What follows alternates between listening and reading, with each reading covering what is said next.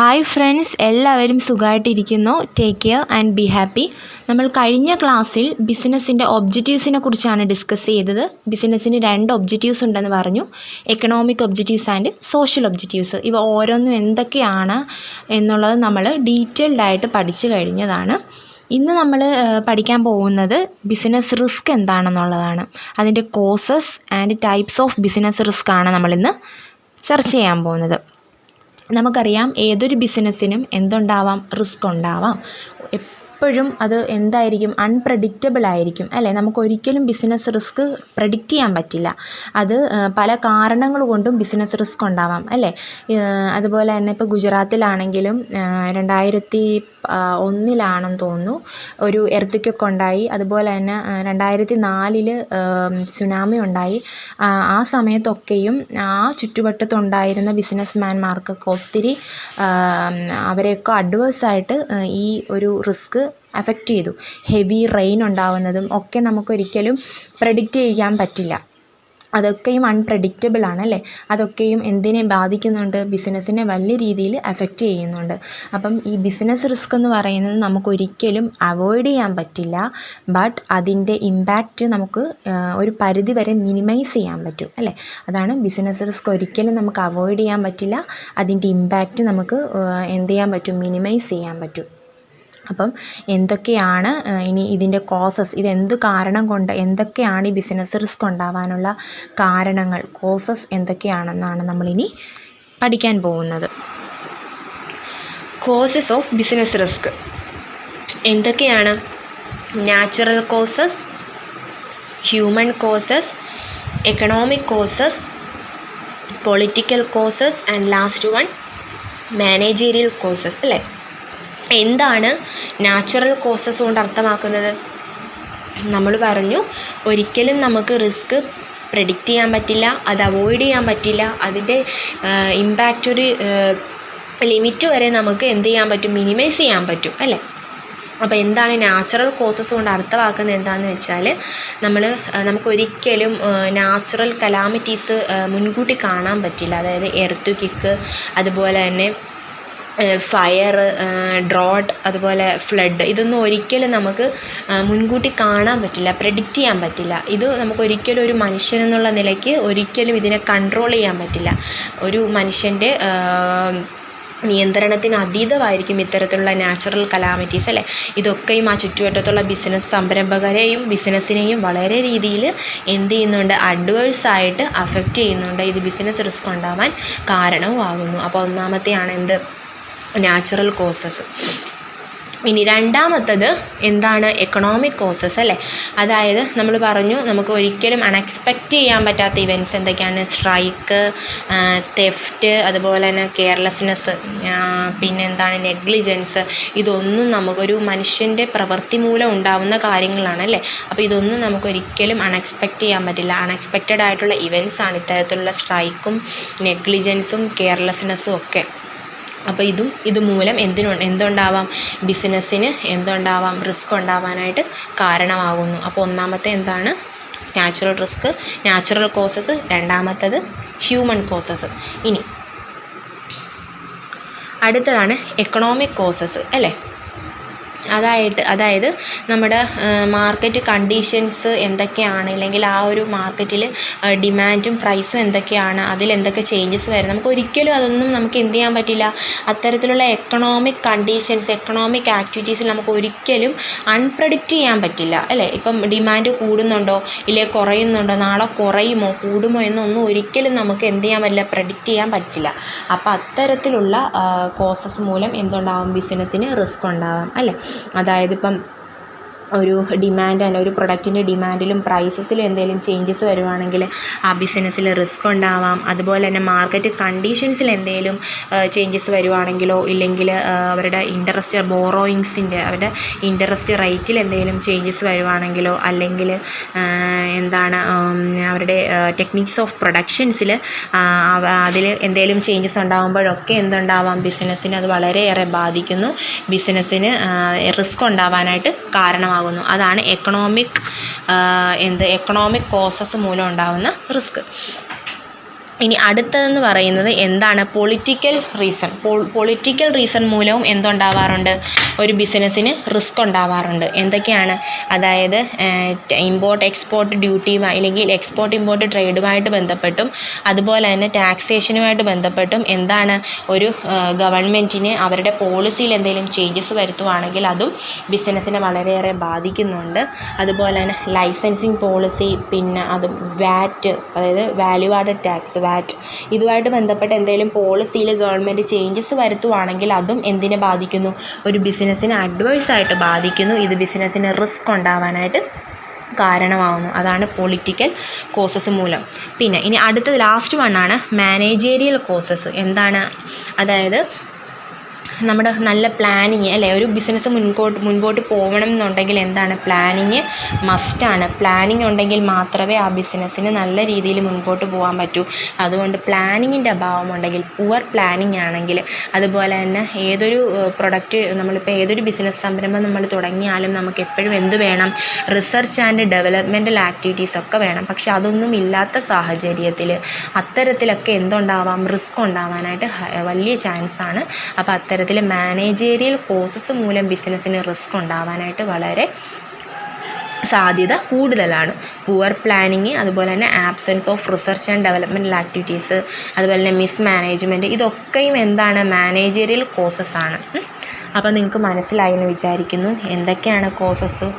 Natural causes ഉണ്ടാവും. അതിൽ വരുന്നത് എന്തൊക്കെയാണ്?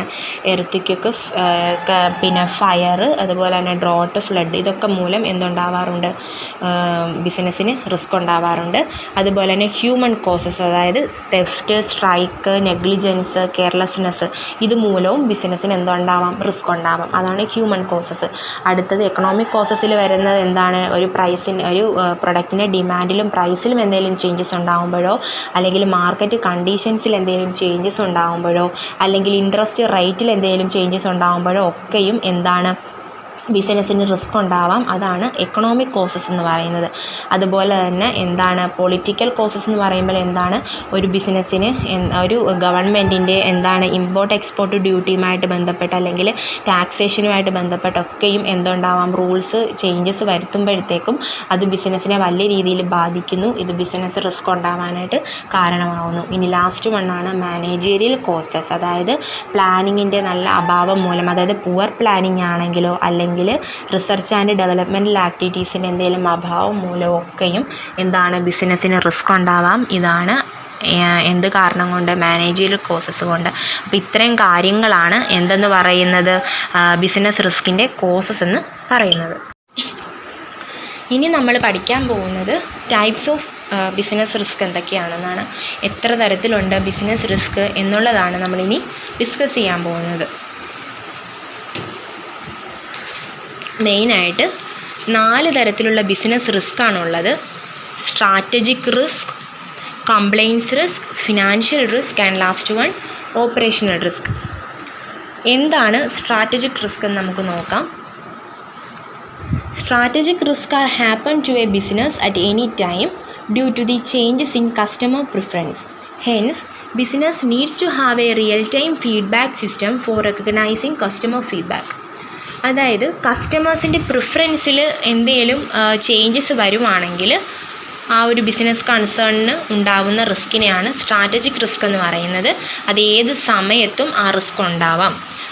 അതായത് ഒരു എക്സാമ്പിൾ പറയുവാണെങ്കിൽ ഇപ്പം ആൻറ്റി മോസ്കിറ്റോ ലോഷൻ ഒരു ബിസിനസ് കൺസേൺ പ്രൊഡ്യൂസ് ചെയ്യുവാണ്. ആ പ്രൊഡക്റ്റിന് മാർക്കറ്റിൽ നല്ല ഡിമാൻഡ് ഉണ്ടായിരുന്നു. പക്ഷേ അതേ സമയം തന്നെയാണ് ആൻറ്റി മോസ്കിറ്റോ സ്പ്രേ പ്രൊഡ്യൂസ് ചെയ്യാൻ തുടങ്ങിയത്. പക്ഷേ ഈ ലോഷനേക്കാളും ഡിമാൻഡ് കൂടുതൽ വന്നത് എന്തിനാണ്? സ്പ്രേക്കാണ് വന്നത്. പക്ഷേ അത് മനസ്സിലാക്കാണ്ട് കൂടുതലായിട്ട് ലോഷൻ പ്രൊഡ്യൂസ് ചെയ്തപ്പോഴത്തേക്കും ആ ബിസിനസ്സിന് എന്തുണ്ടായി? റിസ്ക് ഉണ്ടായല്ലേ. അപ്പോൾ അത്തരത്തിലുള്ള കസ്റ്റമേഴ്സിൻ്റെ പ്രിഫറൻസ് മൂലം ഉണ്ടാവുന്ന റിസ്കിനെയാണ് സ്ട്രാറ്റജിക് റിസ്ക് എന്ന് പറയുന്നത്. അപ്പോൾ കസ്റ്റമേഴ്സിൻ്റെ പ്രിഫറൻസ് എന്താണെന്ന്, അവരുടെ ഫീഡ്ബാക്ക് എന്താണെന്ന് നമുക്ക് തത്സമയം റിയൽ ടൈം അറിയാനുള്ള കസ്റ്റമർ ഫീഡ്ബാക്ക് സിസ്റ്റം എപ്പോഴും ഒരു ബിസിനസ്സിന് അത്യാവശ്യമാണ്. അതുണ്ടെങ്കിൽ മാത്രമേ കസ്റ്റമേഴ്സിൻ്റെ പ്രിഫറൻസ് നമുക്ക് അറിയാൻ പറ്റൂ. അങ്ങനെ അത്തരത്തിലുള്ള ആ ഒരു സിസ്റ്റം ഉണ്ടെങ്കിൽ നമുക്കൊരു പരിധി വരെ എന്ത് കുറക്കാൻ പറ്റും? നമുക്ക് ഈ സ്ട്രാറ്റജിക് റിസ്ക് കുറക്കാൻ പറ്റും അല്ലേ.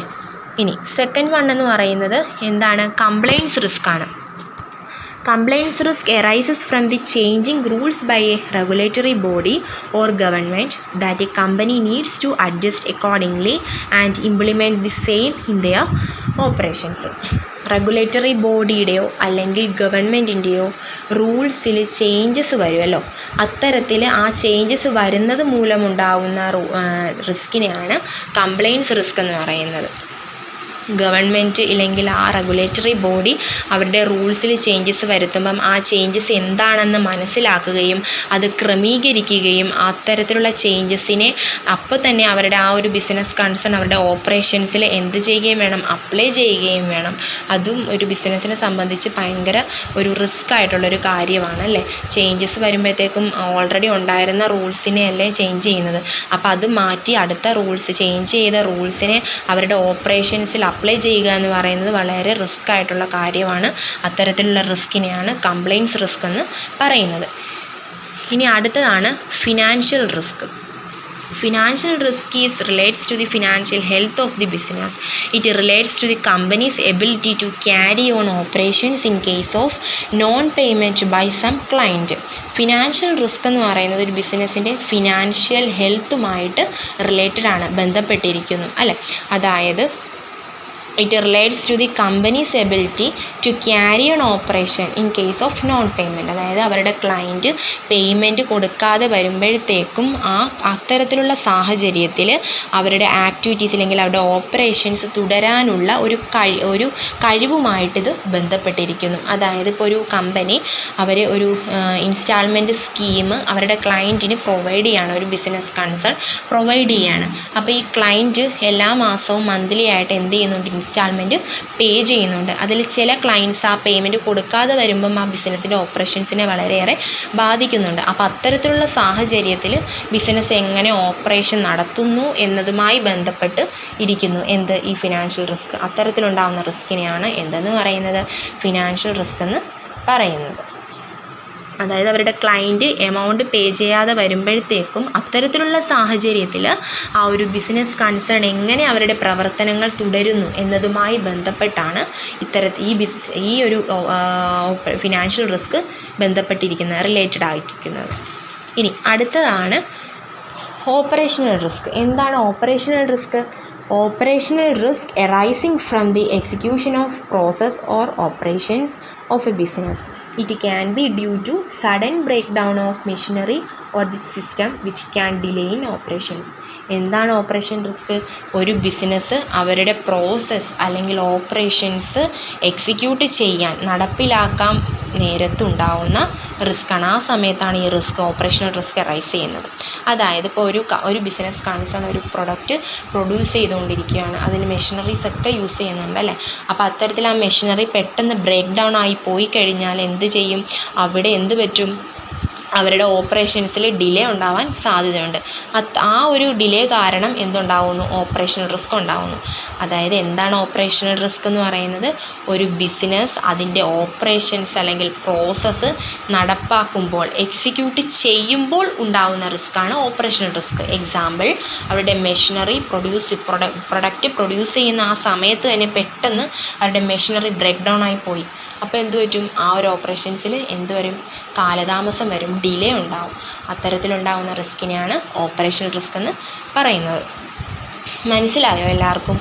അപ്പോൾ നമ്മൾ എന്തൊക്കെയാണ് കോസസ് എന്ന് പഠിച്ചു, എത്ര തരത്തിലുണ്ട് ബിസിനസ് റിസ്ക് എന്നും പഠിച്ചു. എന്തൊക്കെയുണ്ട് ബിസിനസ് റിസ്ക്? എത്ര ടൈപ്പുണ്ട്? 4 ടൈപ്പാണുള്ളത്. Strategic risk, operational risk, compliance risk and last one financial risk. എന്താണ് ഓപ്പറേഷണൽ റിസ്ക് എന്ന് നമുക്കറിയാം. ആ ഒരു പ്രൊഡക്റ്റ് ഓപ്പറേഷൻ നടത്തുമ്പോൾ അല്ലെങ്കിൽ ആ ഒരു ബിസിനസ്സിൻ്റെ പ്രോസസ്സിങ് നടക്കുന്ന സമയത്ത് ഉണ്ടാകുന്ന റിസ്ക്കാണ്. എക്സാമ്പിൾ, മെഷീനറി എന്ത് ചെയ്യുക? പെട്ടെന്ന് ബ്രേക്ക് ഡൗൺ ആയി പോവുക. അതുപോലെ തന്നെ ഫിനാൻഷ്യൽ റിസ്ക് എന്ന് പറയുന്നത് എന്താണ്? ചില ക്ലയൻറ്റ് ഇൻസ്റ്റാൾമെൻറ്റ് സ്കീമിൽ പേയ്മെൻറ്റ് പെട്ടെന്ന് കൊടുക്കാതെ വരുമ്പോഴത്തേക്കും ആ സാഹചര്യത്തിൽ ബിസിനസ് എങ്ങനെ അവരുടെ പ്രവർത്തനങ്ങൾ നടത്തിക്കൊണ്ടു പോകുന്നു, എങ്ങനെ ഓപ്പറേഷൻസ് നടത്തുന്നു എന്നതുമായി ബന്ധപ്പെട്ട റിസ്ക്കാണ് എന്തെന്ന് പറയുന്നത്? Financial risk. ഫിനാൻഷ്യൽ റിസ്ക് എന്താണ്? ഒരു ബിസിനസ്സിൻ്റെ ഫിനാൻഷ്യൽ ഹെൽത്തുമായിട്ട് ബന്ധപ്പെട്ടിരിക്കുന്നു. അടുത്ത കംപ്ലയിൻസ് റിസ്ക് എന്താണ്? ഒരു ബിസിനസ് അവരുടെ ഒരു ഗവൺമെൻറ്റിൻ്റെ അല്ലെങ്കിൽ ഗവൺമെൻറ് അവരുടെ റൂൾസ് ഇല്ലെങ്കിൽ റെഗുലേറ്ററി ബോഡി അവരുടെ റൂൾസിൽ എന്തെങ്കിലും ചേഞ്ചസ് വരുത്തുവാണെങ്കിൽ ആ ചേഞ്ചസ് മൂലം ഉണ്ടാകുന്ന റിസ്ക്കാണ് കംപ്ലയിൻസ് റിസ്ക്. ആ ചേഞ്ചസ് മനസ്സിലാക്കി അത് അപ്ലൈ ചെയ്യണം അല്ലേ ആ ബിസിനസ്സിൻ്റെ ഓപ്പറേഷൻസിൽ. അതൊക്കെ വളരെ റിസ്ക് ആയിട്ടുള്ള കാര്യമാണ്. അത്തരത്തിലുള്ള റിസ്ക്കാണ് കംപ്ലയിൻസ് റിസ്ക് എന്ന് പറയുന്നത്. ഫസ്റ്റ് വൺ സ്ട്രാറ്റജിക് റിസ്ക് എന്തായിരുന്നു? സ്ട്രാറ്റജിക് റിസ്ക് എന്ന് പറഞ്ഞാൽ കസ്റ്റമേഴ്സിൻ്റെ പ്രിഫറൻസിൽ എന്തെങ്കിലും ചേഞ്ചസ് ഉണ്ടാകുമ്പം അതുമൂലം ഉണ്ടാകുന്ന റിസ്ക്കാണ് സ്ട്രാറ്റജിക് റിസ്ക്. അത് ഏത് സമയത്തും ആ റിസ്ക് ഉണ്ടാവാം. അത് ഒരു ലിമിറ്റ് ചെയ്യണം എന്നുണ്ടെങ്കിൽ എന്താണ്, എപ്പോഴും കസ്റ്റമേഴ്സിൻ്റെ പ്രിഫറൻസ് നമുക്ക് തത്സമയം അറിയാനുള്ള അല്ലെങ്കിൽ റിയൽ ടൈം അറിയാനുള്ള റിയൽ ടൈം കസ്റ്റമർ പ്രിഫറൻസിങ് സിസ്റ്റം എന്തുണ്ടായിരിക്കണം? ഒരു ബിസിനസ്സിനെ സംബന്ധിച്ച് എപ്പോഴും ഉണ്ടായിരിക്കണം. അപ്പോൾ ഇത്രയും കാര്യങ്ങളാണ് നമ്മൾ പഠിച്ചത്. ഇന്നത്തെ ക്ലാസ് എല്ലാവർക്കും മനസ്സിലായി എന്ന് വിചാരിക്കുന്നു. ഇന്ന് നമ്മൾ 2 ടോപ്പിക്കുകളാണ് ഡിസ്കസ് ചെയ്തത്. ബിസിനസ്സിന് റിസ്ക് ഉണ്ടാവാനുള്ള കോസസ്, കാരണങ്ങൾ എന്തൊക്കെയാണ്, എത്ര തരത്തിൽ ബിസിനസ് റിസ്ക് ഉണ്ട് എന്നുള്ളതും നമ്മൾ മനസ്സിലാക്കി. ഇത് എന്തെങ്കിലും ഡൗട്ട് ഉണ്ടെങ്കിൽ നിങ്ങൾ കമൻറ്റ് ബോക്സിൽ കമൻറ്റ് ചെയ്യുക. അതുപോലെ തന്നെ ഇഷ്ടപ്പെട്ടെങ്കിൽ ഷെയർ ചെയ്യുക, സപ്പോർട്ട് ചെയ്യുക. Thank you.